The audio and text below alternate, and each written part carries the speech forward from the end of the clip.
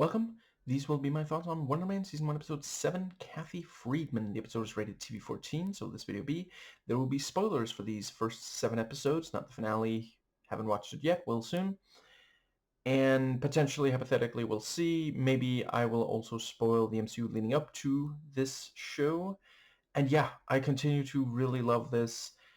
Yeah, great use of flashback. We get a little bit more context the first time Simon watched Wonder Man, and yeah, like it really is no wonder, man, that of course the movie means so much to him. Like his father genuinely being a good father, just yeah, really nicely done. And the thing about how he's the one who, he can tell that Simon really doesn't want to go. Partially because Simon is not leaving the car, even though they have arrived at the destination and the car is not moving. So it is safe to leave the car. But he's the one who says, you can't go to school today with that cough. Yeah, really, really nicely done. And this thing of like, he's like, okay, so the special effects are a little cheesy, but back then they were good. And yeah, really appreciated how this episode contrasts with the season opener. He is no longer a day player, so now Simon does get the golf cart. And he's not recommending lunch for others. He's, just placing his order and, changing his mind over and over, and they're just running with it. They don't mind at all. And I do appreciate he is still, like, clearly at least trying to be good to the, like, it definitely has at least gone somewhat to his head, but he's not, like, being just completely out of control jerk to, the people getting him lunch, for example. Like, the nightmare scenario for the guy who, yeah, I'm sorry. I do not remember his name anymore. But the guy who, Luca, I think, yeah, because then they say, it's your lucky day, Luca. Lucky Luca. The nightmare scenario is him getting, like, shouted at. And Simon says, I never asked for bacon, but he's just like, I don't know, maybe I don't really want bacon. You can have it, I mean, it's still a little annoying for Luca, but it's like, it could be significantly worse. And let's see, he could also make fun of Luca for being so nervous around him and, stuff like that. Yeah, and the thing about, the, what was the thing about, don't, can we let it out in the undercarriage area? I would like to have kids one day. And he knows, which actually I think I used to know, but I completely forgot. Yeah, I believe it's right. What was it, like Anthony Quinn, dad at 81, like, and the yeah, then Simon arrives, and the costume person is just like, okay, I'll get out of your way. I know it's time for the bromance, and that's also good to reestablish the bromance early in the episode. Also in part because, what did they say? How was your first week? So they have been working on the movie for a week now. It has been a week since the end of the episode before this one. And yeah, there's still a lot of warmth between the two leads. And, by the end of the episode, not so much. Yeah, I think that does bring us to the... Yeah, and I thought they did a fantastic job on, yeah, like, as I said, there's contrast and also just some parallel. But yeah, Simon is indeed still, saying like, I don't know about this creative choice though, but now they're listening to him. And I really appreciate the way that because they set it up, and it's like, because there's the thing about the sunglasses, and the other guy's like, well, we gotta update it, right? And Simon's like, no, I think it should be just like back then, which is also, yeah, appreciate. That's something that the MCU can comment on, because every time they change something from the comics, someone is, screaming themselves hoarse over it. But as you can tell, I did get my voice back. Seriously though, yeah, sometimes we get passionate about changes made, so I appreciate them just having this little joke about it. And I think that might... Yeah, and then we have the thing about, so what about that one line? Oh yeah, they're meeting you in makeup. And Von Kovac again, like, I do appreciate the way that, the way he words things. He makes things sound worse than they are. So what's the deal with the offensive line? And it sounds like, I didn't say offensive. Who said offensive? Or offending rather, but yeah. And he's like, he points out the line, and it is true, like, that does sound kind of forced and artificial. And Simon says, I get that there's a lot of artifice and redemption is important, but this feels like act one, and it does sound like, and also I appreciate the, let's see, there's already been the Barnaby hospital scene and the baptism. Like, it does sound like a very fun film. And the, then suddenly Von Kovac is like, maybe the theme of redemption is wrong for the movie, and is like, oh boy, the studio's gonna love this. But yeah, and Trevor, sometimes he really manages to defuse situations. Not always, but sometimes. And yeah, he's just like, maybe you could just change it to, and I agree, like, that is such a great change, like, it went from, you will never redeem yourself in my eyes, which also, like, wow, that is, nobody talks like that. Like, I don't know the tone of the film, but it does sound like that would not really work. And then, Trevor's just like, how about, I'll never forgive you, which, like, that's a thing people say, and I think I'm actually trying to stop saying it to people. The postman was so upset by that. But that's a joke, obviously. Speaking of, that actually, if you haven't already, The Morbid Zoo did another solid video. Let's see if I can recall the title. Gollum, Dishonorable and Unheroic, something like that, and it's another entry in her Monsters of Lord of the Rings series, and just, as usual, fantastic. It's because there's a bit in that where she's like, okay, I guess some people are going to read this really uncharitably, so I better make a, disclaimer here. Anyway, yes, so and they managed to talk, Trevor convinces the, he mentions the line and everyone's convinced, and thank goodness. And let's see, I think that might bring us to the, so then they, Janelle asks about, how was the first week? I don't want to jinx it. Well, I will. I'm going to miss Trevor when I watch the finale. I really do hope he shows up in something else. Because he's just, so great. And it's great to see, like, this is the biggest acting display for the character, in the, And Ben Kingsley, like, he's so unbelievably talented, I'm glad that he's also doing funny stuff, because he's incredibly, like, his comedic timing is spectacular. But, if I had only seen him be funny, I'm not sure I would have still been a fan like 30 years. Well, maybe. But the big thing was his dramatic chops, But the, the meeting is like, I thought there was supposed to be a Simon meeting. Trevor decided to join, and that's great. We love Trevor.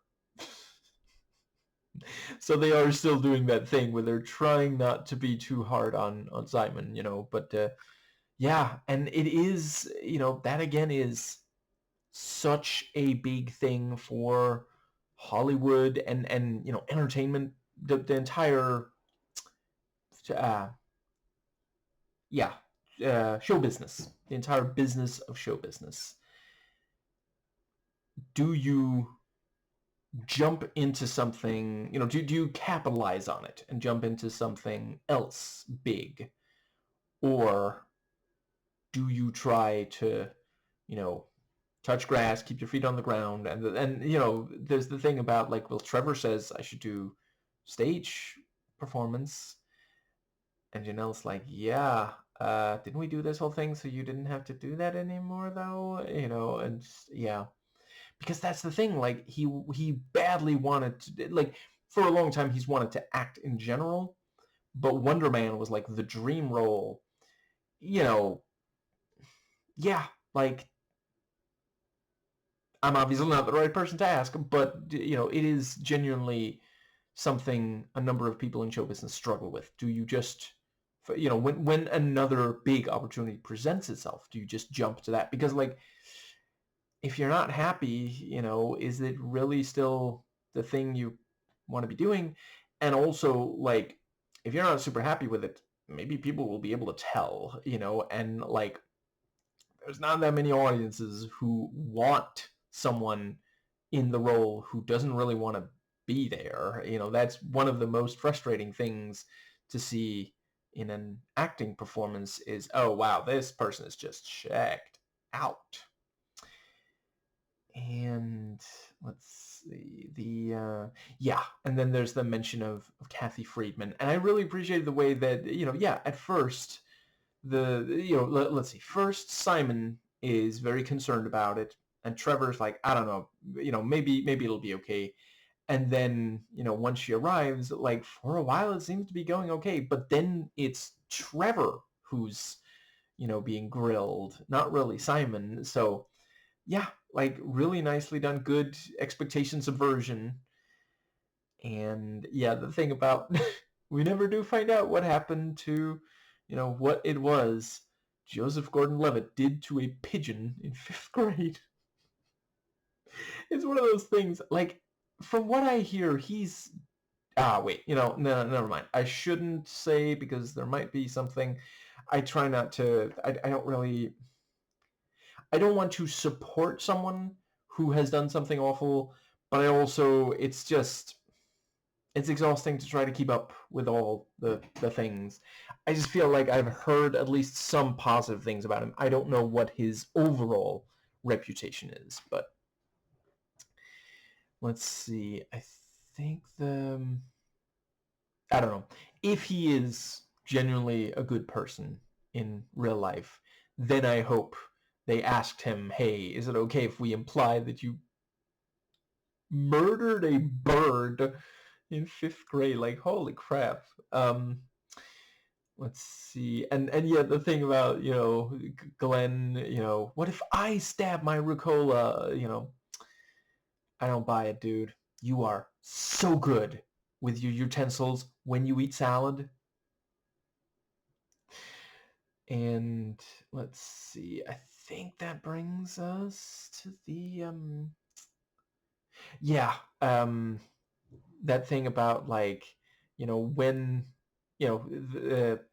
Trevor says people, there's the thing about, like, people like Trevor, and it's good when they're together, but when Simon is just by himself, people think of him as a jerk. And I really appreciate, like, again, his character is consistent. Both so far, I would argue every character on the show is consistent, which has in the past been a problem for the MCU, both shows and movies. Not like all the time, but there are a couple of notable examples. I think it's the other day I thought of, because so overall, I don't hate the movie Captain Marvel, and certainly not the character. I quite enjoy the character of Captain Marvel. I think Brie Larson does really, really great work there. But, not quite as... I've seen her do even better elsewhere. That's a spoiler. I guess I won't say where else I've seen her. I'll just say I have seen her do even better. But I really don't particularly have complaints about her performance. I will acknowledge as mentioned, spoiling MCU leading up to the show. There's a point near the end of her first solo movie, or I guess her one solo movie, depending on how you want to count the Marvels. She's been a spy for years, and yet apparently when she's suspecting that she's face to face with the enemy commander, she's just like staring him down saying, "I'm on to you." Really? Like, that doesn't make any sense. It's a cheap joke, because someone was punching up the script and felt like, we haven't had a MCU joke for a little while, let's do something, and I don't think that it was impossible to do a good MCU joke there, but that just was not it. Anyway, yes, so the I think the let's see, yeah, over the course of this episode we do see, yeah, like, it has definitely, he is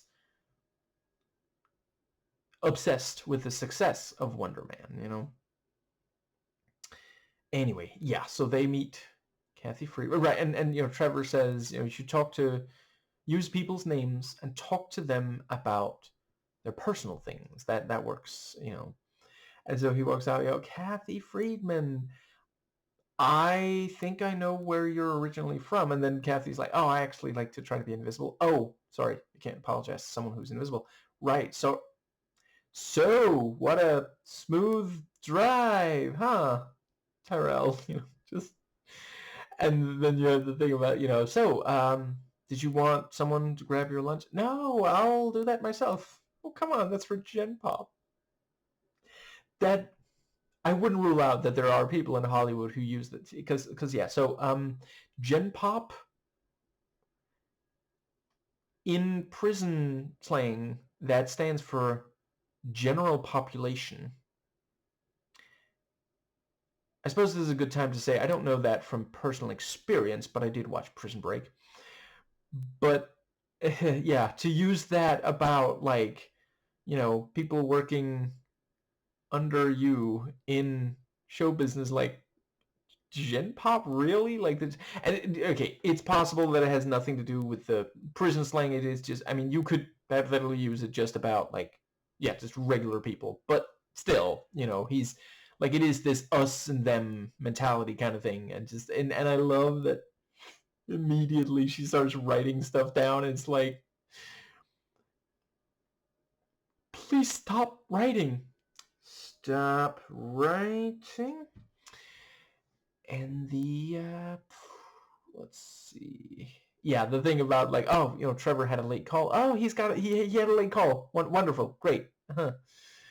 And yeah, and Simon's standing there talking to the screenwriter, and this thing about, like, the oh right, also the part where he yeah, he talks to Luca. Oh wait, that's after, isn't it? I think that's after. Anyway, yeah, he's talking to the screenwriter. It's like, so, I can't do with just 33s. I need 35s. There is a short film from, what was it, Norway, that's called Slush Ice.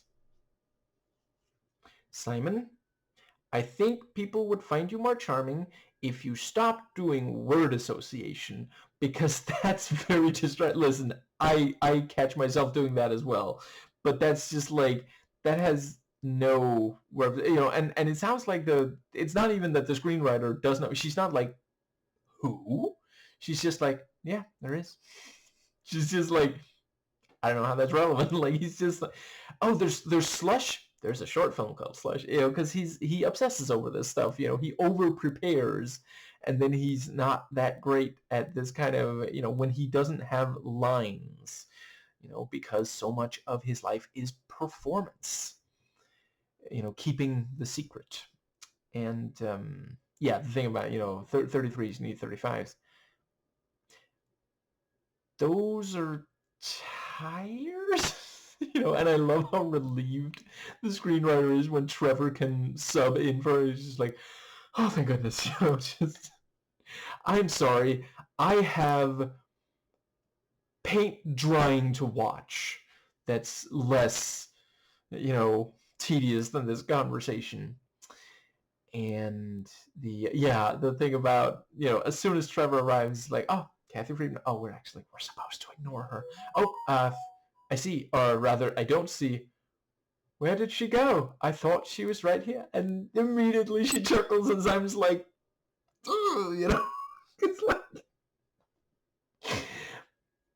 because they both had that, situation of like, oh, right, I'm not supposed to treat the reporter like a person, which is a thing. There are, and I don't, it's not even just show business. Like, there are, various situations where the reporter really doesn't want you to talk directly to them. They just want to observe, But yeah, Trevor immediately comes up with a joke, whereas Simon just keeps apologizing when he's supposed to not say anything. And that's also it's so human. I think we've all been in a situation where we over-apologized at one point or another in our lives. You're like, oh, I'm sorry. And the other person's like, it's okay. No, I really do apologize. And it just makes it worse. Yeah. And, yeah, so we have the thing about where she asks, so other than Trevor and Vivian, of course, is there anybody else I should talk to? And it's this thing of like, oh no, of course she was going to talk to Vivian. Why wouldn't she? It's a profile. Of course she's going to talk to people from his past. And yeah, Vivian, that makes perfect sense. I think that brings us to the... Yeah, yeah. Trevor says the fateful words, I'm sure your ex only had nice things to say about you. And I really appreciate, like, I resent how many pieces of media out there are that suggest that it is impossible for an ex to be nice to their, well, ex. Because, like, it happens. Like, I appreciate for a lot of people it doesn't. But, there's not something inherently wrong with still being able to trust your ex. That's yeah. So really appreciate that. You could easily have had a thing of like, you could have had her be really harsh with him, or you could have had her be like humiliated. Like, there's there's some tension there, but she, yeah, it's we see that he's still struggling to relate to others. He's thinking so much about his own situation. When she's talking about like, oh, it'll be nice to do something where I have more than one look. And then he starts talking about how like, oh, my look is so important. It's like, oh wow.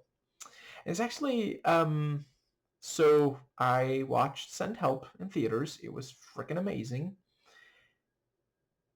I somehow managed to rewatch Spider-Man 3 as well, since, same director. But yeah, that movie also has, that movie has a scene where two people are talking about their, like, job situations, and one of them is kind of insensitive to the other.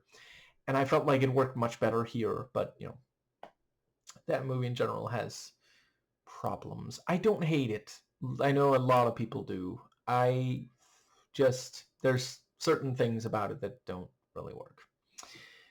Anyway, I think that does bring us to... But yeah, so, he calls her and gets the...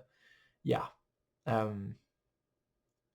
I really appreciated the conversation they had. This thing of like, she notes, I mean, of course I know, we lived together. I loved you. I know you're secret. You're special. You're different. And it's okay. I was just waiting for you to let me in to, and yeah, she did not tell him. That's again, you could so easily, that could have been the thing. You could have rewritten this to be that Trevor now refuses to give Cleary anything, but oh, the secret's out because vindictive X, And also, to be clear, I do appreciate some X's to hate each other. Now, I think that does cover... Let's see. There's definitely at least one more thing I want to say about this scene.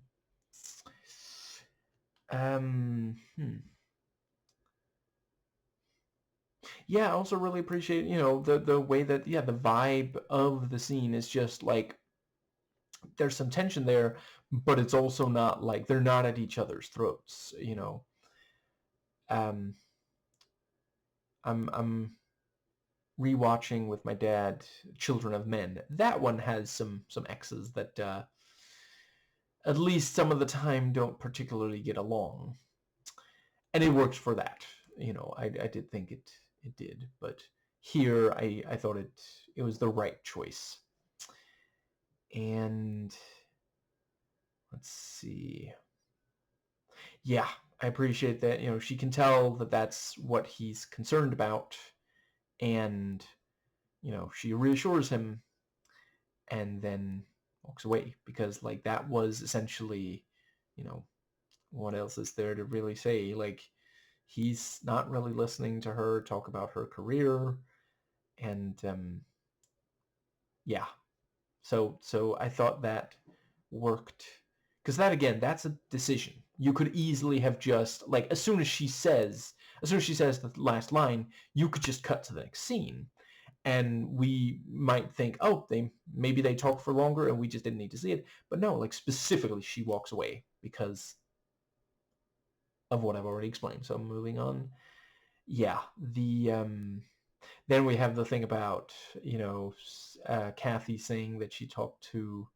Right, and also, yeah, her, mom calling, yeah, Simon's mom calling and saying, I just talked to Kathy, and this thing of like, hey, he has to ask, you didn't tell her about the kitchen fire or your birthday party? And she's like, no, of course not. Like, because she understands. She knows that would be really bad for him, and she doesn't want to get him in trouble. And then, when you see her, say hi from me and Eric.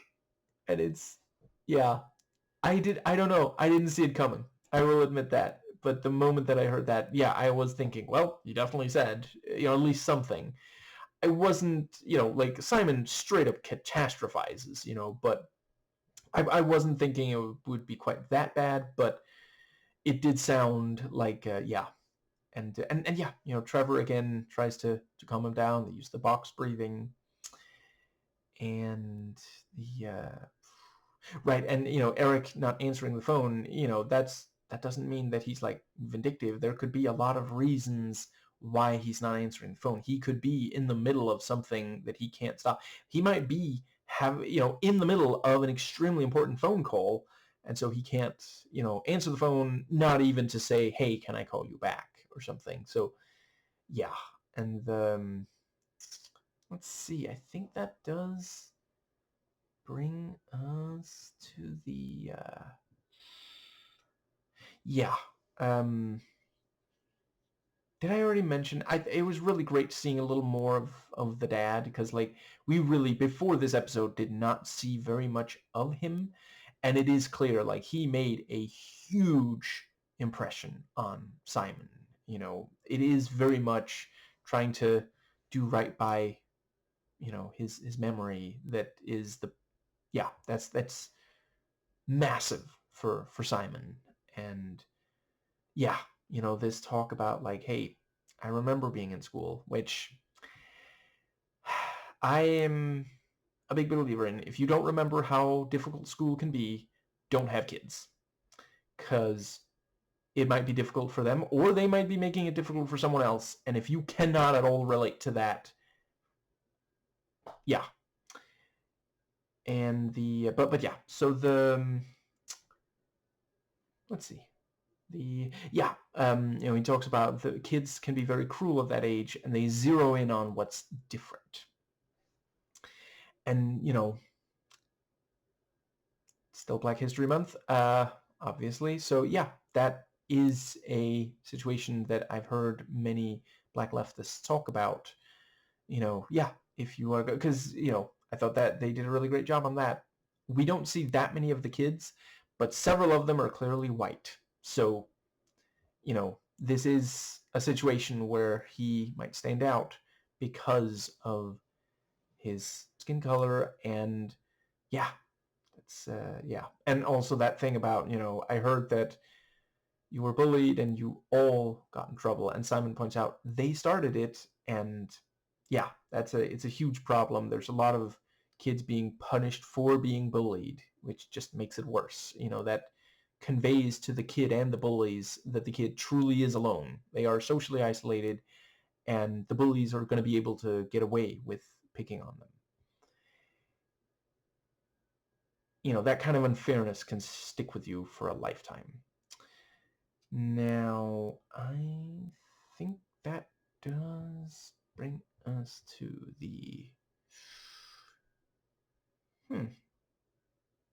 Yeah, so Kathy, and also the part where, so she's watching, the almost breakdown that Simon has, and that's again like, what that's gonna end up in the article. And then, they go to the restaurant, and, yeah, of course he's worried about, what did Eric say? Our relationship is complicated. It's complicated. Explain why in graphic detail so I can tell the world, please. And, thankfully he stops himself and just asks, what did Eric say? And yeah, he's being a supportive brother, because like at the end of the day, the way you talk to your brother, if you're trying, or sibling, family member, if you're trying to get them, if you feel like this person needs to grow up, is going to be different for quite a few people, at least, hopefully most, than the way you talk to someone else about that family member, especially after they've already made it. It would be ridiculously vindictive of him. And yeah, like that does not seem to be what he wants at all. He was just worried that this would not work out, and now it is. So he's like, yeah, he's proud of him for, because now he's seeing, oh, it really was. Simon had to stick to it, and he had to keep going to these, endless callbacks and such, and he's making it. It's yeah. And let's see, yeah, and then Kathy says, "Oh, I've heard nothing but good things about you from everyone I've talked to." And it's like, oh, maybe this will all work out. Trevor, on the other hand, so are you ever gonna stop being a convicted terrorist? Like, it's, yeah, and the thing about, so I know you can't talk to my mom, so I brought pictures. And he shows one of them to Simon. Simon like puts it down. It's like, I don't think that's the first time he's shown Simon that picture. I think he brings out these pictures pretty much any chance he gets. And yeah, she points out, so you were arrested, which, like, yeah, someone would have film of that, and someone would of course remember, oh hey, that's the Mandarin, isn't it? That's Trevor Slattery. He was infamous. And I think that brings us, yeah, ultimately it becomes too much for Trevor, and he storms off saying, you're not going to turn me into Joseph Gordon-Levitt. And that was also the part with with Luca, who wouldn't do that? Joseph Gordon-Levitt. It's like, do you think that's making a positive impression on her? Like, all you're communicating to her is that you're obsessed with what she wrote about Joseph Gordon-Levitt. Like, you don't think she forgot, right? Because yeah. And I mean, if she forgot, she would just be incredibly confused right then, But it's just, yeah, it's kind of desperate, they really don't want Simon to be written about in such harsh, yeah. I think that brings us...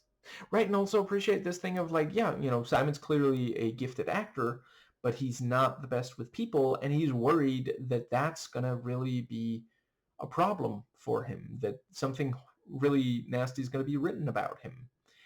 And yeah, that if you're at least trying, I don't think that I'm not a big fan of making people feel bad over struggling to socialize. Like, some of us just didn't learn that all that well when we were younger, you know? Now, let's see. Yeah. And, Simon, of course, puts two and two together and says, so you were arrested, you made a deal, and, yeah, as soon as Trevor says, working for the DODC, immediately, Simon realizes you were spying on me. And I like that Trevor, he kind of just rephrases it. He said, I wasn't spying, I was gathering information by spying. And yeah, understandably, he's very hurt. And yeah, really great line, the thing about, very impressive performance, And I did like that Trevor did say, I haven't given them anything. I'm buying you time, But it is, of course, still a betrayal. And Simon walks into the set, and his powers, I really appreciate the way that just gradually resolve. Right, there was also the earlier part where he I guess I already talked about that. Yeah, we see some purple in his eyes is what I mean. What I wanted to underline right before the box breathing, and yeah, I'm not sure if it's every single episode that it comes up, but every so often on the show so far, his powers come up, and yeah, so he walks past a bunch of stuff, and some stuff is like rattling, some stuff like falls over and such, and he goes into this massive, indoor interior set kind of thing, and his powers destroy, like level the building, and that was a great moment to have, like, what are those called again? Yeah, it's almost like the reverse of an establishing shot, because we didn't see the shot before, but we see it, yeah, like massive building, and he just destroys it with his powers, and that's how power, and that's him not even trying to so like if they do bring him back in something, he could be a huge boon for,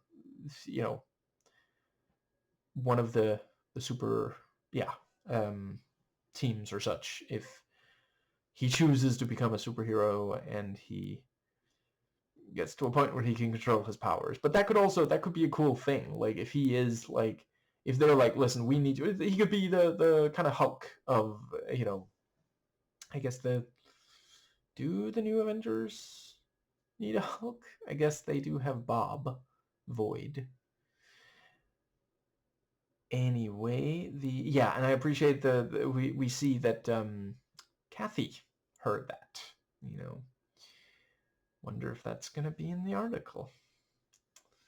And we hear sirens, and we see a lot of lights come on in the buildings surrounding that one. So it's like, I mean, is Simon gonna be able to hide that was him? Even if he runs, like, I wouldn't rule out the DODC are gonna get involved and quickly be able to find out, because who was in the vicinity? Maybe Trevor would pretend, oh no, Simon walked in the completely other direction. Would Kathy, though? Wouldn't she, like, if federal agents talk to her, like, she seems to like Simon now, but if federal agents, like, question her, is she gonna lie for Simon? That's, yeah. So yeah, here is Lowe's End is where we're at right now. We have now seen Simon very upset, and I can hardly wait. So there's one episode left. I'm gonna get to it soon. And yeah, really excited to see how, and really appreciate. So it's possible that the finale is going to be like action packed. That is what they did in WandaVision. There was hardly any action before the finale, and then the finale was just at least a little bit too much action because they were like, well, it's an MCU thing. I don't know. We have to end it with a big, CG fight. I love almost everything about that show. It was really on rewatch that I realized, oh, the finale is it's going a little bit too far outside of what we had up to that point.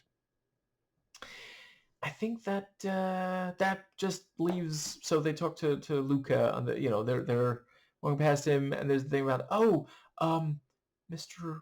Williams, would you like me to get, the right? I also like the way that, turkey bacon. You know what? No, make it pork. Make sure that bacon is squealing. Leave the turkey at home. And yeah, so yeah, Simon says, no, I love to get my own lunch. I always get my own lunch and snacks. If everybody knows this about me.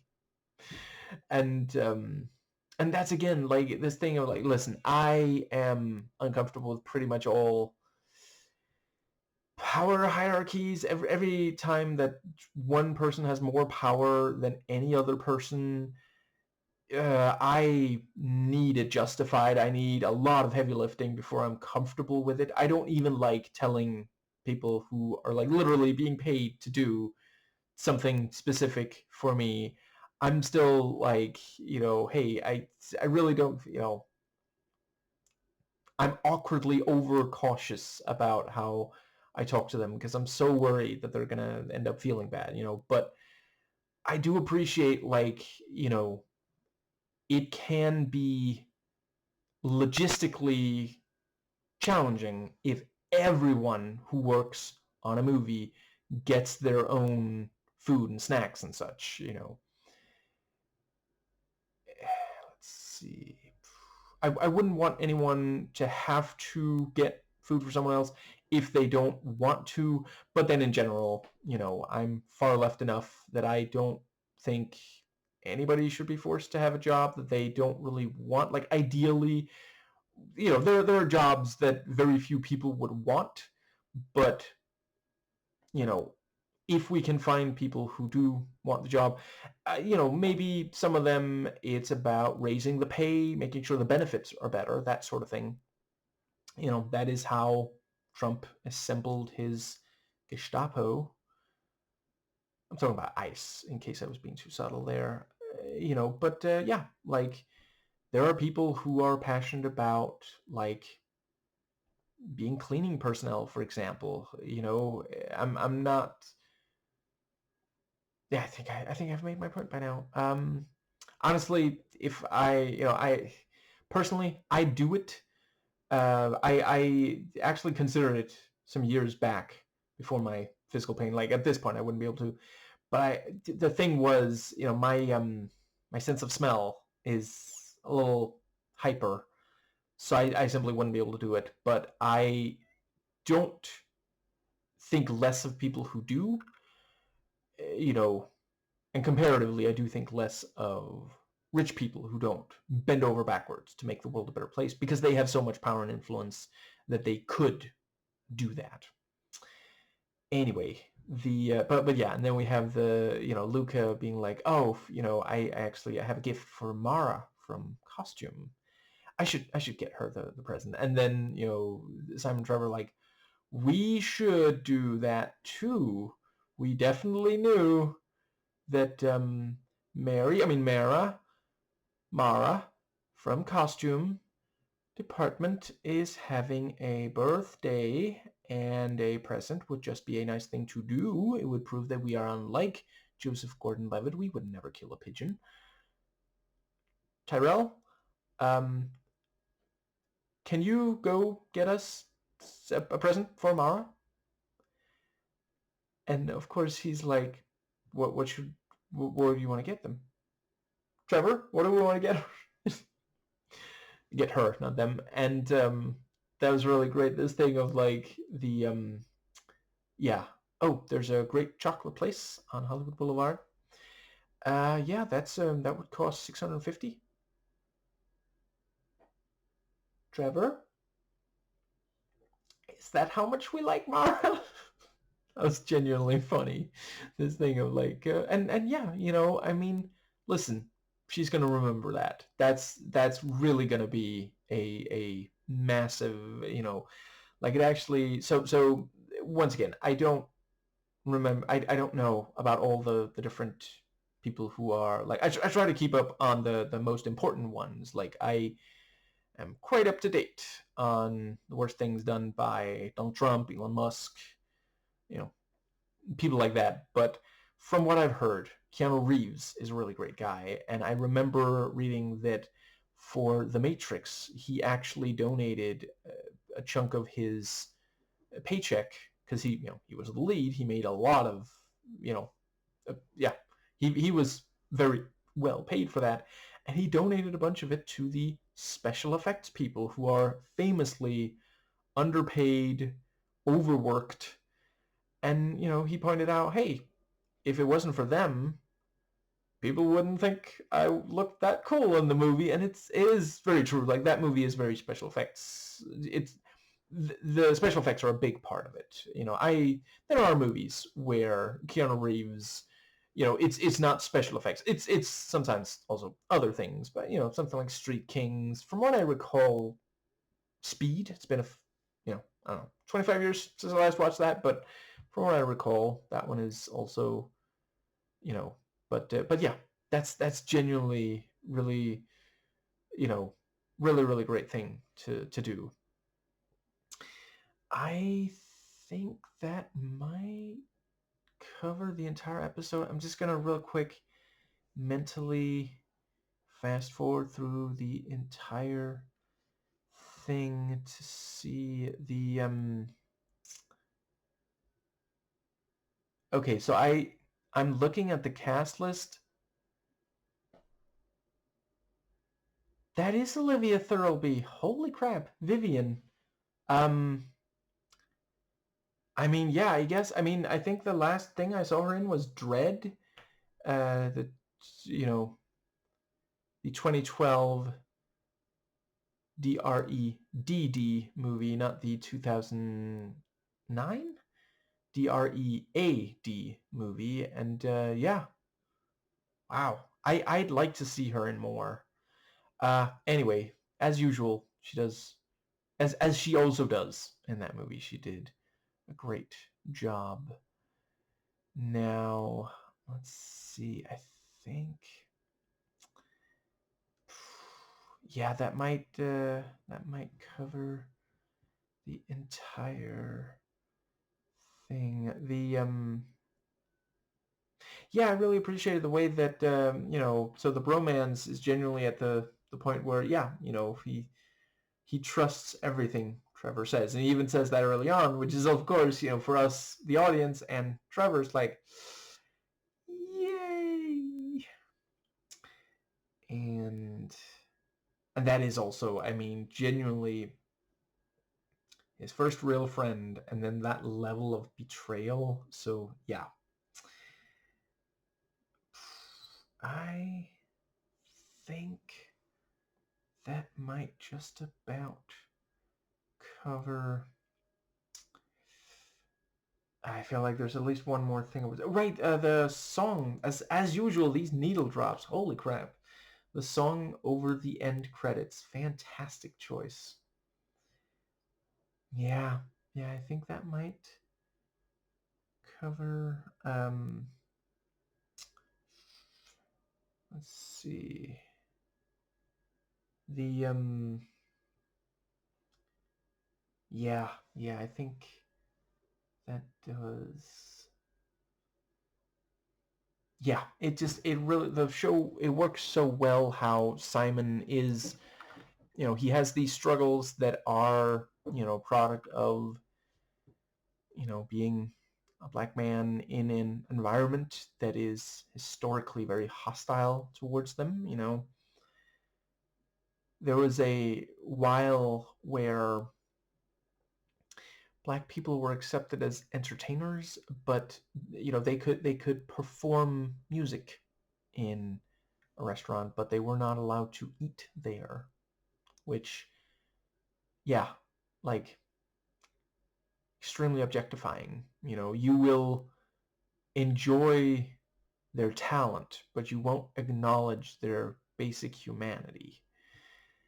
And so that's one of the things going on. Another is this thing of like him having to hide the secret, his powers, and feeling like he just can't quite live up to, he's not as successful as his brother. He hasn't become the actor that he wanted to be in part for his father. And yeah, I think that does just about cover hmm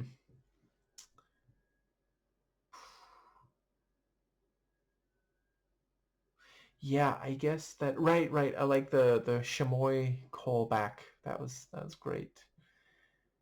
And right, I appreciate that we did actually meet Mara in costume. She even had lines and everything. And yeah, I think that does cover. Right, now I remember. Yes, so so I already mentioned, yeah, there are incentives to, that's how so many ICE agents were hired. Right, that's another. Okay, I definitely want to plug. So Ole Olorinati did a video talking about the yeah, how to proceed, because like fascism is in America now. Right, and let's see, was it I think maybe also Legia Miller did more, like she continues to do really, really excellent videos talking about the situation with ICE. I right now I forget which one pointed, or maybe it was someone else, but someone recently pointed out, it's not just about training, because like the most prominent of the ICE agents killing people right now had been trained and had been had been working for ICE for years. Or I forget if it was always ICE, but they had worked within law enforcement at least for years. So, but yeah, I think yeah, cleaning, yeah, cleaning stuff, being a teacher, stuff like that should have incentives. I think also nurses, if I recall correctly, they are not being compensated fairly. And I think for doctors is maybe dependent on what level you are at or something. But yeah, if you do something that makes the world a better place, I think that you should be rewarded for that. And I don't know, I guess at this point it feels silly to say, and that's why, the far right would call me some commie pinko, you know, because at this point that's not that far off, but it was what I thought back when I was a mere social democrat.